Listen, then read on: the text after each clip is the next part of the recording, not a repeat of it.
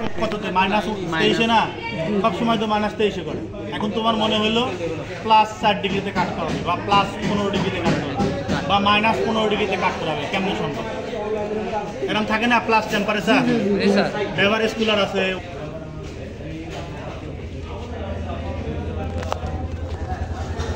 এই দেখো ভিতরে একটা স্ক্রু দেওয়া আছে, দেখছো? এটা হ্যাঁ, এই যে দেখি স্যার, দেখছো? জি। এই স্ক্রুটা যত টাইট দিবে তত এটা কি হবে, দ্রুত কাট করবে, আর যত লুজ দিবে তত দেরিতে কাট করবে। থার্মোস্ট্যাট। আচ্ছা, এখন দেখাই কিভাবে হয়। এই যে টাইট দিলে যে এর ভিতর দেখো স্প্রিং দেওয়া, দেখছো? টাইট দিলে স্প্রিংটা নিচের দিকে নামে যায়।